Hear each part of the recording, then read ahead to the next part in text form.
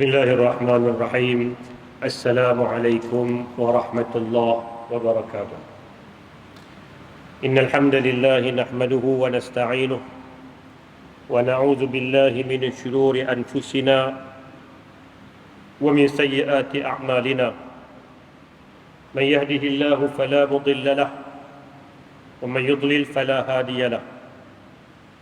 أشهد أن لا إله إلا الله وحده لا شريك له وأشهد أن محمدا عبده ورسوله. اللهم صل وسلم وبارك وأنعم على حبيبنا ونبينا محمد وعلى آله وأصحابه والتابعين والتابعهم بإحسان إلى يوم الدين. أما بعد.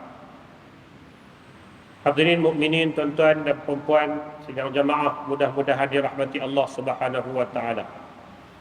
Alhamdulillah, pertamanya marilah sama-sama kita panjatkan rasa syukur pada Allah Subhanahu wa taala dengan limpah kurnia taufik hidayah.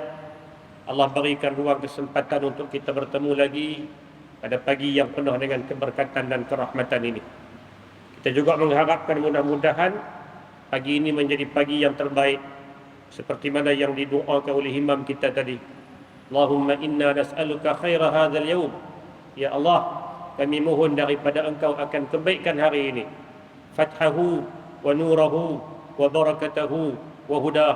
Bukakan pintunya, berikan keberkatannya, berikan cahaya dan limpahkan cahayanya, serta berikan petunjuk kepada kami.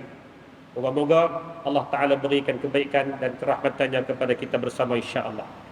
Pagi ini dalam kesempatan yang ringkas, mari kita mentadabbur, memerhatikan beberapa potong ayat-ayat Al-Quranul Karim. Tapi kita pilih ayat-ayat yang berbentuk kaedah-kaedah umum, kaedah-kaedah kehidupan. Kita bukan nak tafsir, tapi kita nak tadabbur, nak perhati apa pengajaran dan intipati yang boleh kita ambil daripada arahan ataupun bentuk-bentuk yang Allah Subhanahu wa taala sampaikan kepada kita. Jadi saya akan pilih ayat-ayat yang ringkas-ringkas untuk kita tengok sepintas lalu dan kita ambil manfaat daripada ayat tersebut. Yang pertama, satu petikan ayat, kalau keseluruhannya dia berada pada ayat 83 dari surah Al-Baqarah. Ayat 83 dari surah Al-Baqarah ni panjang sikit, dia ada 4 baris. Allah berfirman, وَإِذْ أَخَذْنَا مِيثَاقَ بَنِي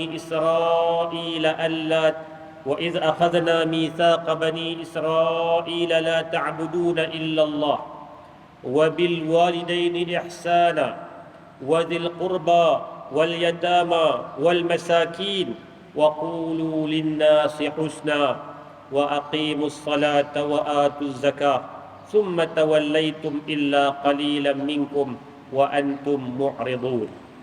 Itu ayat keseluruhan 83. Yang saya nak petik adalah satu ungkapan, 3 patah. Wa qulu linnasi husna. Yang tu petikan tu untuk kita tadabbur.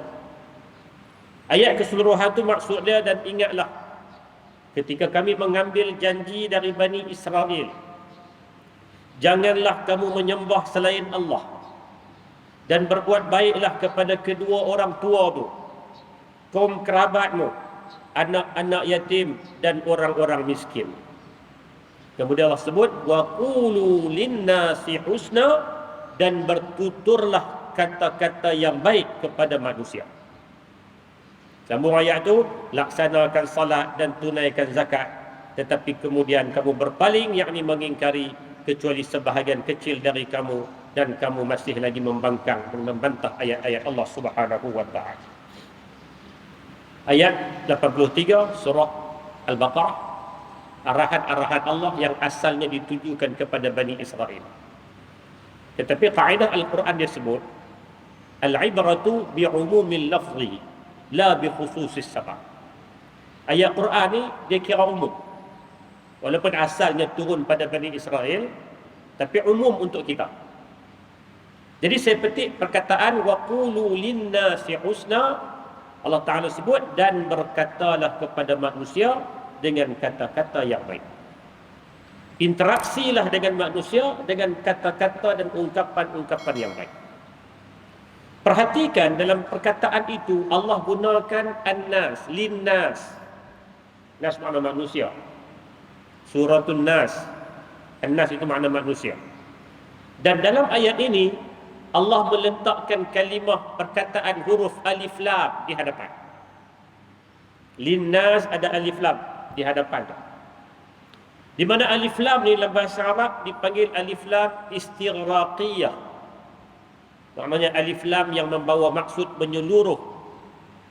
Maksud dia Allah memerintahkan kita untuk bertutur, untuk bercakap benda-benda baik terhadap semua manusia, tanpa mengira sama ada manusia itu kita kenal atau kita tak kenal, sama ada manusia itu Muslim ataupun tidak Muslim, sama ada manusia itu rakan atau musuh, sama ada manusia itu orang besar atau orang kecil, sama ada manusia itu berbeza dari sudut pangkat, kedudukan, ekonomi dan sebagainya.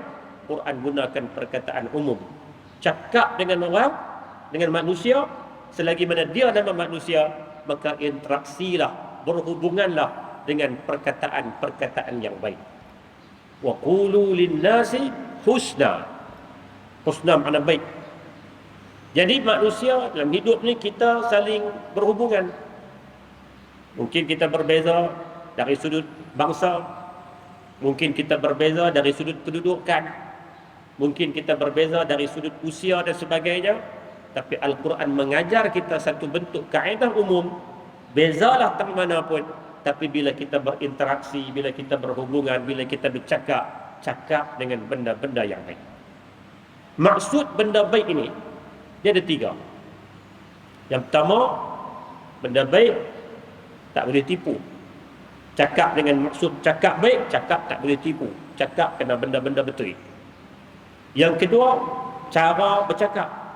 Cara tu kena baik. Dan yang ketiga, kandungan percakapan itu, perkataan yang baik. Yang pertama saya sebut tadi, cakap benda betul. Tuan-tuan, kita dalam bulan Maulidur Rasul cerita tentang Nabi sallallahu alaihi wasallam. Nabi sallallahu alaihi wasallam bila dilantik menjadi nabi umur 40. Orang Quraisy tolak dakwah Nabi. Mereka lawan, mereka bantah. Dan bila mereka tolak dakwah Nabi, mereka tolak dengan bermacam-macam gelaran dan label yang mereka berikan kepada Nabi. Innahu majnun, Muhammad ni orang gila. Innahu syair, tukang syair. Innahu sahir, dia tukang sihir. Dia pemecah belah keluarga, pemecah belah masyarakat. Dia tuduh macam-macam gelaran. Tapi tidak ada satu tuduhan pun daripada Abu Jahal dan sekutunya kepada Nabi sallallahu alaihi wasallam yang tak boleh terima ni Muhammad ni dia penipu. Tak ada satu tuduhan yang mereka kata dia penipu. Tak ada satu tuduhan yang mereka kata dulu dia pernah bohong, dia pernah kecoh, dia pernah tak betul sepanjang dia hidup dengan Nabi sallallahu alaihi wasallam. Tak ada. Sebab tu dalam sirah diceritakan macam mana bila Nabi sallallahu alaihi wasallam beritahu kepada ahli Mekah, percayakah kalian kalau aku ceritakan di belakang bukit yang besar ini, iaitulah Jabal Abi Qubais, ada pasukan tentera yang sedang berancang untuk menyerang kita. Agak-agak kalau aku beritahu macam tu, apa percaya tak? Kata orang-orang Quraisy, ma jarrabna alaikal kadhib. Muhammad, kami tak pernah dengar bohong. 40 tahun kami kenal hang, tak pernah bohong, sepatah pun tak pernah. Hang cakap semua benda betul. Ma jarrabna alaikal kadhib. Orang Quraisy jawab. Lalu bila Nabi kata, kalau macam tu, aku adalah utusan Allah nak menyeru kamu kepada jalan kebaikan untuk menyembah Allah, terus mereka lawan, terus mereka bantah. Tapi untuk mereka tuduh kata Nabi pernah bohong, tak ada rekod.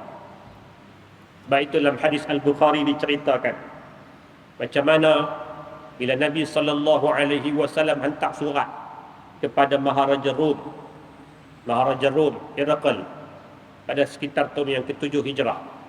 Nabi hantar surat menyeru untuk masuk Islam. Aslim taslam, yu'tikallahu ajran marratain. Allah Ta'ala akan bagi 2 pahala. masuk Islam. Kamu masuk Islam selamat.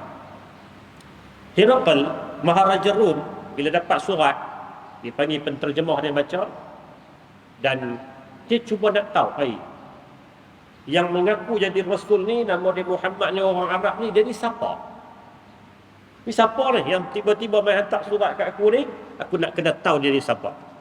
Maka dia arahkan orang-orang dia untuk pergi cari pedagang-pedagang Arab yang ada di sekitar Rom untuk panggil mai jumpa dia. Dia nak tanya tentang siapakah orang yang mengaku jadi Rasul. Maka pegawai dia pun carilah.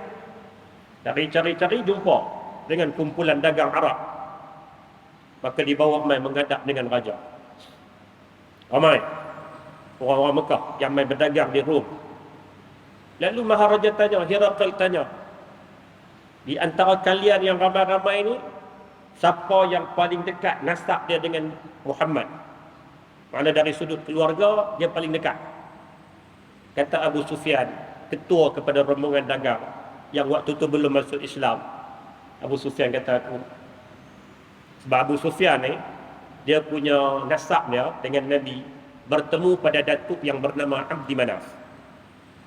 Muhammad bin Abdullah bin Abdul Muttalib bin Hashim bin Abdi Manaf. Abu Sufyan nama dia Sakhar bin Harb bin Umayyah bin Abdul Syams bin Abdi Manaf. Jadi bertemu pada datuk yang bernama Abdi Manaf. Dalam kalangan pedagang-pedagang Arab yang pergi ke Rom pada waktu itu, bila Maharaja Rom tanya siapa yang paling dekat keluarga dengan Muhammad ni, Abu Sufyan kata aku. Okey, Maharaja Rom tampilkan Abu Sufyan di hadapan. Herakl kata, aku akan tanya kamu beberapa soalan yang menggunakan terjemah lah. Sebab Rom dengan Arab ni bahasa berlainan. Dia pakai juru cakap dia. Ada terjemahan, penterjemah. Aku akan tanya kamu beberapa soalan tentang orang yang mendakwa kata dia Rasul. Muhammad lah, Nabi SAW. Hang duduk depan ni, aku tanya soalan, hang jawab. Kawan-kawan hang yang belakang, kalau dia muhur, hampa bagi tahu. Maharaja Rom kata, kalau dia jawab tak betul, aku tanya soalan, dia jawab kecoh, hampa yang belakang tolong angkat tangan ke apa buat, bagi jawab. Bagi tahu. Lalu Abu Sufyan, riwayat tu datang dari Abu Sufyan sendiri. Bila dia masuk Islam, dia cerita kisah tu berlaku. Abu Sufyan, dia kata, kalaulah tidak kerana aku bimbang nanti selepas daripada peristiwa ini aku akan dilabel sebagai penipu, aku akan cakap tak betul. Tapi oleh kerana dia pun tak percaya akan kawan-kawan belakang. Lagi kalau dia cakap merompok tu habaq, orang jatuhlah standard dah. Jadi dia cakap benda yang jujur. Maka Herakl tanya, banyak soalan. Panjang hadis tu. Saya nak pilih 2 soalan dah. Herakl kata, nasab Muhammad ni macam mana? Dia mai dari keluarga yang macam mana? Abu Sufyan kata, keluarga dia paling baik lah. Nasab keturunan dia, nasab yang terbaik di kalangan Quraisy. Okey, banyak lagi soalan-soalan lain. Poin penting dia, kata Herakl, wa hal tattahimunahu bil kadhib qabla an yaqula ma qala. Pernah tak hampa dengar ataupun hampa tuduh dia kata dia orang penipu sebelum daripada dia duk bawa yang dinamakan risalah ni? Sebelum dia duk cakap benda yang dia cakap lah ni, iaitulah dia jadi Nabi apa semua ni, sebelum ni 40 tahun hampa hidup dengan dia, hampa pernah dengar tak dia tipu? Hampa pernah sangka tak dia tipu? Abu Sufyan kata, lah, tak pernah. Tak ada langsung. Rekod kata Nabi pernah tipu sikit ke? Tak pernah. 40 tahun. Sebab tu gelaran Al-Amin diberi oleh siapa? Orang Quraisy. Bukan dapat gelaran tu setelah Nabi jadi Nabi. Gelaran tu orang Quraisy bagi. Jadi Herakl bila tanya tu, dia buat kesimpulan. Di hujung dia buat kesimpulan. Dia kata, aku tanya hampa, hal tattahimunahu bil kadhib qabla an yaqula ma qala? Hampa pernah dengar tak dia bohong sebelum daripada dia bawa apa yang dia bawa lah ni? Kamu jawab tak? Maka tak mungkin orang yang tak pernah tipu dengan orang tiba-tiba dia nak tipu dengan Allah, Tuhan Azza wa Jalla. Hiraqal kata, Maharaja Rum kata, tak mungkin orang yang hampa hidup dengan dia 40 tahun, dia tak pernah tipu orang, tiba-tiba dia nak tipu dengan Allah. Tak mungkin. Dan Abu Sufyan kemudiannya cerita semula setelah dia masuk Islam. Jadi maksud kalimah yang baik, pertama sekali, kalimah yang baik itu kalimah yang benar, kalimah yang betul, kalimah yang tidak ada unsur-unsur penipuan, seperti mana yang ditunjukkan akhlaknya oleh baginda sallallahu alaihi wasallam. Kemudian Quran juga memberi contoh berdasarkan ayat tadi, beberapa contoh-contoh cara bercakap yang baik. Bila Quran suruh cakap baik itu macam mana? Dalam Al-Quran ada beberapa contoh. Antaranya bila berdepan dengan ibu bapa. Kan sehari-harian ni manusia ni di antara orang yang dia berdepan ibu bapa, mak ayah. Bagi yang ada mak ayah lah, maka Quran gariskan, bila berinteraksi dengan mak ayah, jangan cakap dengan kalimah-kalimah yang, kena cakap dengan kalimah yang baik, jangan cakap benda kalimah-kalimah yang buruk. Fala taqul lahumā uffin wa la tanharhumā wa qul lahumā qawlan karīmā. Jangan cakap dengan mereka, jangan kata dekat mereka pun tak boleh. Uffin tu nak terjemah tak boleh. Sebab Quran suruh wa qul lahumā qawlan karīmā, cakap dengan perkataan-perkataan yang mulia, perkataan-perkataan yang baik. Itu kalau interaksi dengan mak ayah. Kemudian datang pula contoh interaksi dengan orang ramai. Kita dalam sehari-harian kadang-kadang ada orang main minta sesuatu benda, tak tolong, minta derma ke, minta sedekah ke, minta apa. Kita mungkin tak mau bagi waktu tu, ataupun kita tak boleh nak bagi sebab kita tak ada. Mungkin. Jadi Quran ajar, bila orang main minta sesuatu, balas dengan perbuatan yang baik. Wa ammas sa'ila fala tanhar.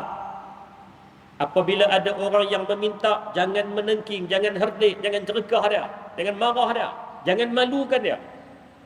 Kalau tak ada, kalau tak boleh nak bagi, jawab cara dia. Ya Quran ajar.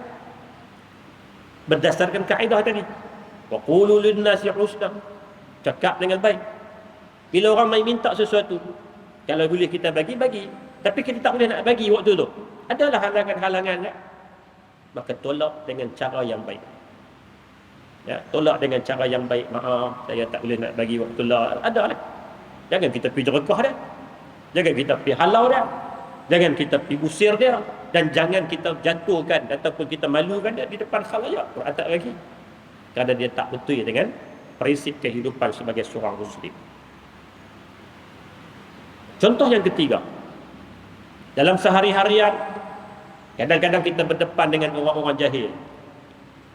Orang jahil ni orang yang kita terang pun dia tak faham, dia tetap kata dia betul. Yang salah.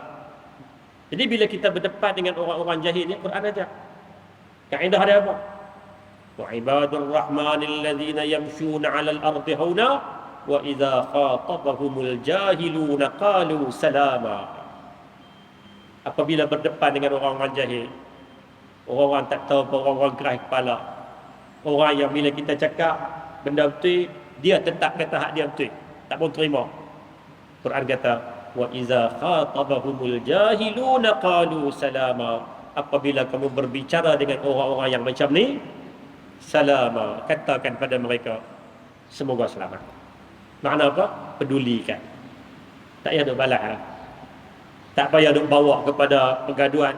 Dia tak mahu terima, salama. Sebab tu kita pernah sebut, saya rasa dalam bulan lepas saya sebut kisah tu, Imam Ahmad Ibn Hanbal rahimahullah, satu hari dia duduk dengan anak murid dah. Tiba-tiba datang satu orang yang dia pun tak kenal orang tu masuk serbu dia, terus maki dia. Maki ni mana ada bahasa maki yang sedap-sedap. Maki ni kira kasar, tembak dia apa semua. Imam Ahmad tak jawab walau sepatah. Kawan dituduh dia depan-depan, Imam Ahmad tak jawab walau sepatah. Lalu anak murid dia bila kawan tu pun dah Dia pun maki-maki orang tak balas ni, dia pun cemui belah je tuan. Orang tanya Imam Ahmad, tuan guru, pasal apa tuan tak jawab? Sedangkan tuan boleh jawab. Dia boleh tuduh tadi. Dia mungkinlah buat tuduhan kan, cerekah ke apa kan. Tapi Imam Ahmad tak jawab. Kata Imam Ahmad, macam mana aku nak jawab? Allah Ta'ala sebut ni. Wa idza khatabahumul jahiluna qalu salama. Apabila berbicara dengan orang-orang yang jahil, katakan selamat. Pedulikan mereka. Jadi kalau aku pergi jawab dia, nak tahu mana ayat ni? Oh, siapa tahu tu. Itu maksud contoh-contoh yang Quran tunjukkan. Bagaimana yang kata ungkapan yang baik, iaitulah mengikut situasi. Ada ketika kita berdepan dengan orang jahil, ada ketika kita berdepan dengan orang yang meminta, ada ketika kita berdepan dengan ibu ayah. Maka gunakan kaedah-kaedah ini. Yang penting semuanya atas prinsip wa qulu linnasi husna. Interaksi dengan orang dengan perkataan yang baik. Hadirin mukminin sekalian, Nabi SAW juga menggariskan, bila kita tak boleh nak cakap dengan perkataan yang baik. Kalau kita cakap lagi dia tambah jadi buruk. Katalah kita duk pergi nak jawab sesuatu perkara, kalau kita berhujah dia bawa kepada benda yang lebih buruk, maka Quran, kaedah Nabi bagi sebut pada kita, pilihlah diam, kerana diam itu lebih baik.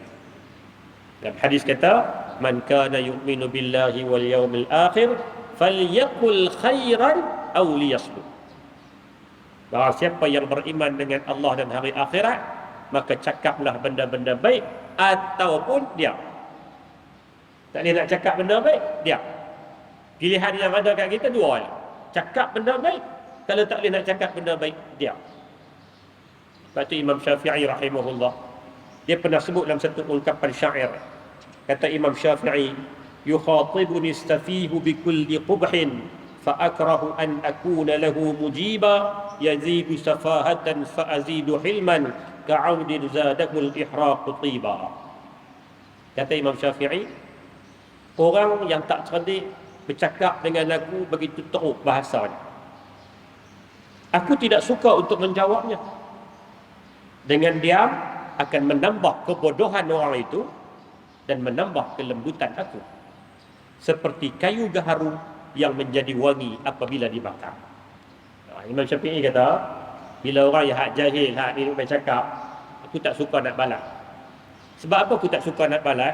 Kerana dengan aku diam, menambahkan lagi kejahilan dia. Nampak, orang akan nampak kita tak cerdik. Dan menaikkan hebat darjat aku.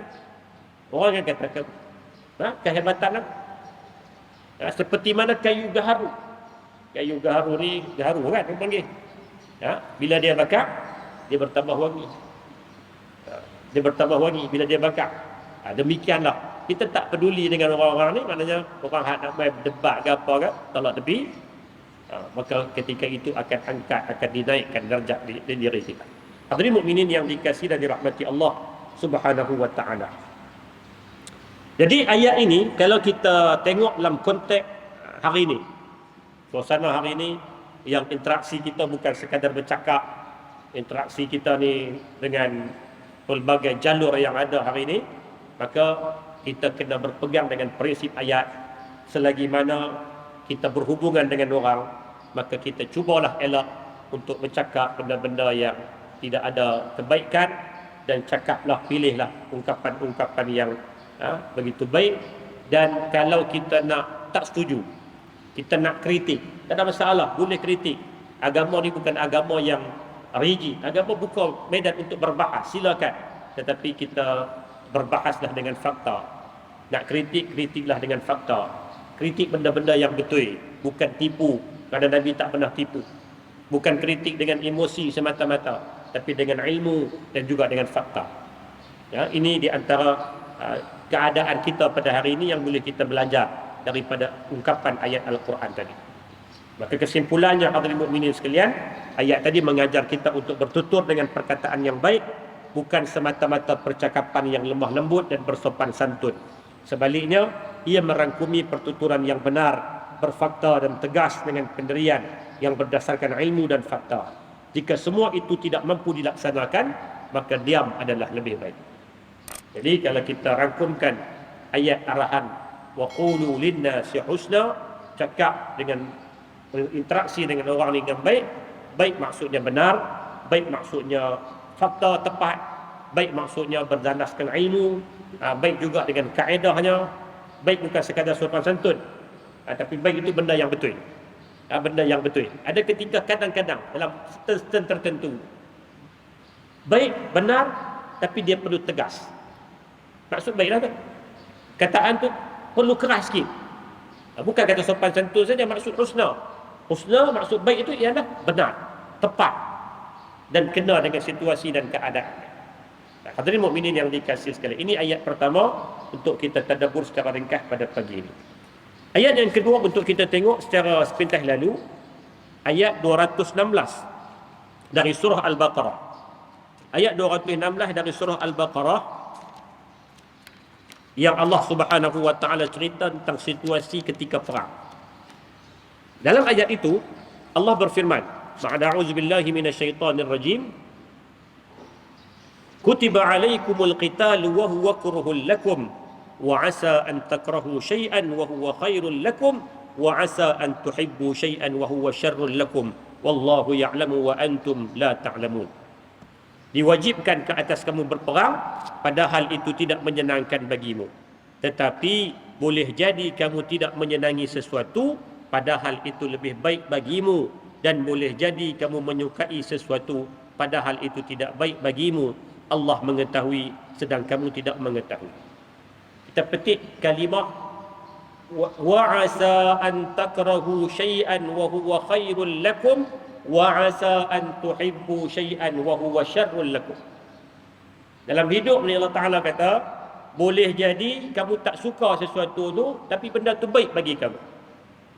Boleh jadi benda tu kamu suka tapi tak baik bagi kamu. Itu kaedah.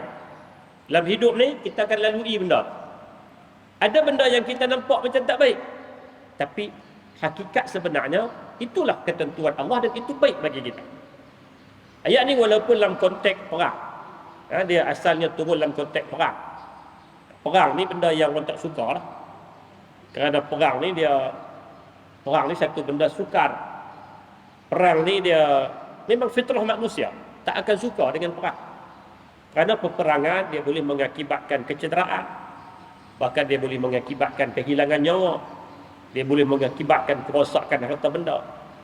Tapi Allah perintahkan perang dalam situasi tertentu. Allah perintah perang. Kerana perang juga ada manfaat dia untuk membebaskan manusia daripada kezaliman, untuk mempertahankan hak dan seumpamanya. Jadi bila Allah perintah perang dalam situasi tertentu, ayat itu walaupun konteksnya perang, tapi kita ambil pengajaran umum dalam kehidupan kita. Dalam kehidupan kita ni kita lalui banyak benda lah. Banyak benda, ada perkara yang kita tak suka. Ada perkara kadang-kadang kita diuji dengan kesihatan, sakit. Mana ada orang suka dengan sakit? Kadang-kadang kita diuji dengan banjir, rosak harta benda. Kadang-kadang kita diuji dengan kebakaran, kita diuji dengan kemalangan, uji macam-macam lah. Benda tu semua orang tak suka. Tapi dalam hal-hal yang diuji itu, Allah nak ajak kepada kita satu perkara, iaitulah kita kena didik jiwa kita untuk redha dengan apa yang Allah Ta'ala putuskan. Kerana pada setiap keadaan yang berlaku dalam hidup kita, pasti ada hikmah yang kita tak ketahui. Sebab tu Quran kata, wa 'asa an takrahu syai'an wa huwa khairul lakum. Boleh jadi kamu tak suka dengan sesuatu perkara, tapi itu baik bagi kamu. Siapa suka hidup susah? Tak ada siapa suka. Tiap-tiap hari minta nak jadi kaya, tapi Allah tak bagi. Kerana boleh jadi hidup susah itu baik bagi dia. Boleh jadi pula hidup senang dia akan rosak.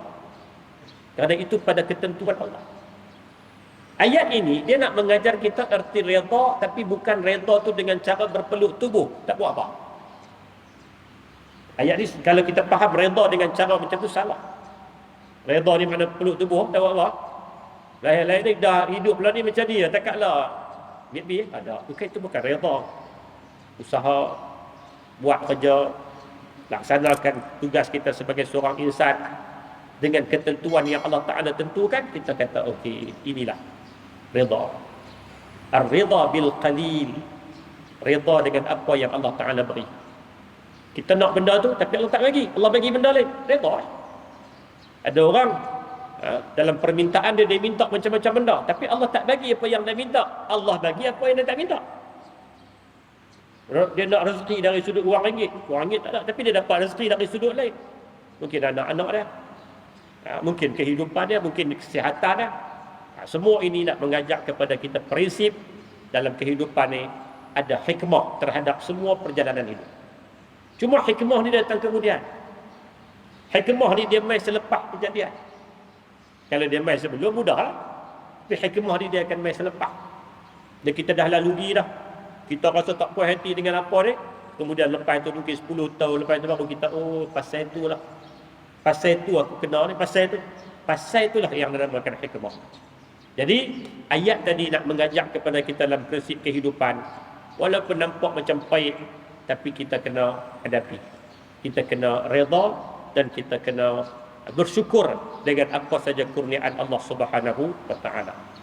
Dalam satu lagi ayat yang Allah Taala cerita tentang hubungan suami isteri. Fa in karihtumuhunna fa'asa an takrahu syai'an wa yaj'alallahu fi khairan katira. Bila hubungan suami isteri ni ialah ada ketikanya pasang surut, gaduh apa semua, sampai satu peringkat tak boleh nak sekali dah, kena pisah. Maka Quran kata, sekiranya kamu rasa benci terhadap isteri kamu, maka janganlah tergesa-gesa menceraikannya. Boleh jadi kamu membenci sesuatu, tetapi Allah hendak menjanjikan kebaikan yang banyak padanya. Quran suruh kita fikir lebih sikit. Boleh jadi waktu marah ni, kadang-kadang dia nak buat satu keputusan, dia kata, lah senang ceritalah. Quran rasa dia kan buat keputusan terburu-buru. Boleh jadi benda tu yang kamu rasa baik bagi kamu, tak baik. Boleh jadi benda tu yang kamu rasa tak baik bagi kamu, itu baik. Jadi ayat ini nak mengajak kita erti redha dan erti positif. Semua benda-benda yang Allah Ta'ala takdirkan atas kehidupan kita ni, kita jangan pandang dengan satu pandangan negatif. Maka ajar dan pujuklah hati kita untuk kita mengajak untuk kita memandang ketetapan yang Allah Ta'ala tentukan bagi kita dengan pandangan yang positif. Pandangan yang positif. Sebab apa ni bagi jadi macam ni? Oh, ada sebab dia, ada hikmah dia. Fikir, renung dan gali. InsyaAllah kita akan jumpa. Mungkin Allah Ta'ala uji kita dengan pelbagai cara. Lah manusia ni ujian. Tempat dunia ni tempat ujian. Maka tak boleh kita nak kata aku nak duduk dalam dunia tapi aku tak mau diuji. Tak boleh. Sebab dunia ni syarat dia kena diuji. Kita baca dalam surah Al-Mulk, Tabarakallazi biyadihi al-mulk wa huwa ala kulli syai'in qadir, allazi khalaqal mauta wal hayata liyabluwakum ayyukum ahsanu amala. Dia yang menjadikan kematian dan kehidupan. Tujuan kita hidup, tujuan kita mati ni liyabluwakum, untuk kita diuji. Maka janganlah sampai kita kata, oh apa aku tahu diuji. Tak, manusia semua diuji. Dan Allah akan uji kita berdasarkan kemampuan kita. Berdasarkan kemampuan. Sebab tu kita pun diajar minta doa. Minta doa kalau nak diuji ni, biar ujian itu kita mampu hadapi. Jangan sampai Allah uji kita dengan satu keadaan yang kita sendiri tak mampu hadapi. Pada ketika itu kita akan menyalahkan takdir. Maka ayat tadi mengajak kita untuk erti redha, untuk berhadapan dengan ujian-ujian ni, kerana sudah pasti bila terowong dia akan ada penghujung dia ada cahaya. Dan cahaya itulah dipanggil sebagai hikmah. Mungkin terowong ni panjang, ada terowong pendek, mungkin ada terowong panjang, tapi yakin selepas terowong pasti ada cahaya. Maka itulah kehidupan. Selepas sukar akan ada senang. Fa inna ma'al usri yusra. Kita baca surah Al-Insyirah. Allah Ta'ala ulang 2 kali. Alam nashrah laka sadrak wa wada'na 'anka wizrak allazi anqadha dhahrak wa rafa'na laka dhikrak fa inna ma'al usri yusra. Inna ma'al usri yusra. Sesungguhnya selepas daripada kesusahan akan ada kesenangan. Sesungguhnya selepas dari kesusahan akan ada kesenangan. Perhatikan, kalau kita perhati ayat tu, al-usr, Allah Ta'ala gunakan al. Kesusahan, Allah Ta'ala letak perkataan alif lam. Maknanya kesusahan tu sikit, tertentu. Tapi Allah Ta'ala sebut perkataan yusra, kataan senang, menggunakan nakirah umum. Maknanya senang itu lebih banyak daripada susah. Itu dari sudut bahasa lah. Siapa dia guna isim ma'rifah. Al-usr, susah. Yusra, senang. Senang itu lebih banyak. Manusia ni akan hadapi senang lebih banyak dari susah. Dan pintu senang itu 2 kali. Pintu susah itu sekali. Ini di antara ayat-ayat yang nak memotivasikan kita sebenarnya, supaya dalam kehidupan kita sentiasa berasa positif. Ujian-ujian yang Allah Ta'ala hantar pada kita. Bahasa Melayu, pepatah Melayu kata apa? Baik dahulu, manis kemudian. Bersenang dahulu, bersusah dahulu, bersenang kemudian. Dan Quran tunjuk contoh. Banyak yang berlaku kepada para Nabi SAW. Waktu Nabi Allah, para Anbiya alaihimussalam. Waktu Nabi Allah Musa, waktu mak dia diarahkan untuk buang, untuk hanyutkan Nabi Musa ni, mak dia suka ke betul-betul? Tak suka. Mana mungkin mak, seorang yang berjiwa ibu, tiba-tiba dah lahir ibu ni dengan susah payah lahir anak, tiba-tiba arahan datang, boh anak ni dalam satu bekas ke apa, hanyut buang. Manusia tak mau, tak suka. Tapi dengan sikap positif dan redha bahawa sudah pasti Allah akan buat sesuatu yang baik, lanjutkan. Dan akhirnya apa jadi? Jadi Nabi Allah Musa alaihissalam. Begitu juga kalau kita baca kisah Nabi Yusuf yang Allah rakamkan secara keseluruhannya dalam surah Yusuf, 111 ayat. Ahsanal qasas, kisah yang terbaik. Macam mana Nabi Yusuf melalui fasa-fasa derita pada peringkat awal. Dibuang adik-beradik, ditaut dalam telaga buruk, dijumpai oleh pedagang, orang jual dengan harga yang murah, jadi hamba, masuk dalam istana, difitnah, dituduh, sampai macam-macam, dipenjara, sukar demi sukar. Tapi akhirnya Allah Ta'ala angkat darjat kehidupan Nabi Allah Yusuf alaihissalam. Kerana Nabi Allah Yusuf sentiasa berfikir positif. Jadi ini yang Allah Ta'ala nak ajar, proses pendidikan. Allah Ta'ala beri susah ni, tak apalah, hadapi dulu, redha dulu. Sudah pasti akan senang di kemudiannya. Begitu juga kalau dalam Quran, ada dalam hadis cerita tentang isteri Nabi SAW, Sayyidatina Ummu Salamah radhiyallahu anha. Ummu Salamah, bila dia kematian suami dia, Abu Salamah, dia jadi macam gelap. Tak ada dah, tak tahu. Dia kata lebih baiklah dia mati sekali. Dan itulah lebih kurang. Dia rasa macam tak ada masa depan. Sebab dia ada anak-anak kecil. Ada Salamah, ada Umar, ada Zainab, ada seorang lagi, ada 4 orang anak dia. Anak kecil. Jadi dia tak tahu nak buat apa. Sebab Abu Salamah ni bagi isteri dia, habislah. Lelaki terbaik dalam dunia lah. Tak ada orang lebih baik. Lalu Nabi ajak dia. Nabi kata ungkapan inna lillahi wa inna ilaihi raji'un. Ya Allah, lepas itu Nabi minta satu doa yang bermaksud, ya Allah, gantikan dengan lebih baik. Jadi Ummu Salamah terfikir, adakah lagi orang baik daripada suami aku? Dalam dunia ni dia paling baik. Sebab memang kalau kita baca kisah hidup Ummu Salamah dengan Abu Salamah ni, habis bentar, pasangan yang memang, bahkan mereka pernah berjanji. Ummu Salamah pernah berjanji dengan suami dia, abang, kalau kita ni siapa-siapa mati dulu, jangan pergi menikah lain lah. Abu Salamah kata tak payahlah dia buat janji macam tu. Tak payah janjilah. Siapa yang meninggal itu, Allah Ta'ala tentukan nikah lah. Lalu selepas tak berapa lama, bila Nabi bagi tahu, minta doa, berdoa supaya Allah gantikan dengan lebih baik, Ummu Salamah tak nampak, tak ada manusia lebih baik daripada Abu Salamah. Tiba-tiba Allah takdirkan Nabi SAW yang meminang dia. Dan waktu tu baru dia nampak, ni lah. Takkan Nabi tak lebih baik dari Abu Salamah? Nabi sudah tentu lebih baik. Maka sebab tu dia jadi isteri Nabi SAW, Sayyidatina Ummu Salamah radhiyallahu anha.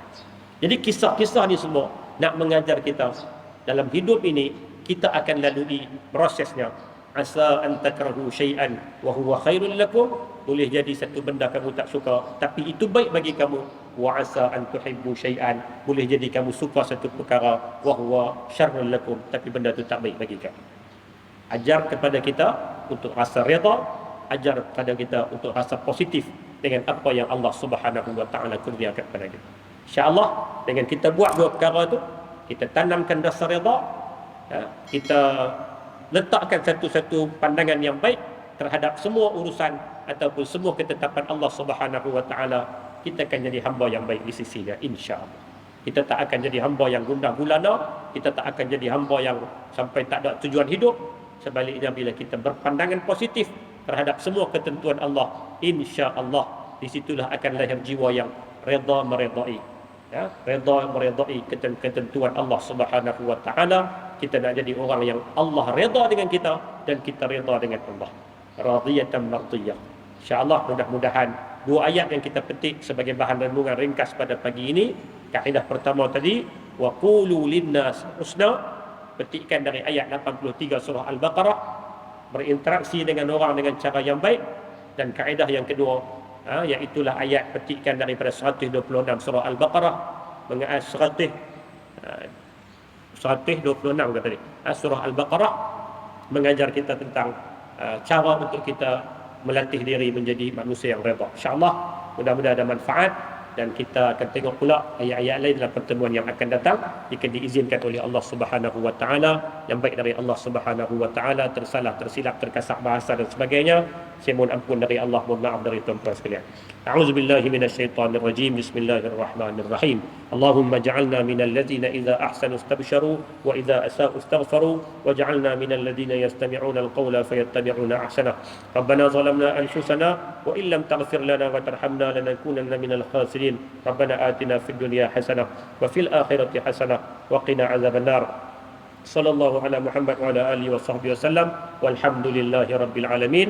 أقول قولي هذا وأستغفر الله العظيم والسلام عليكم ورحمة الله وبركاته.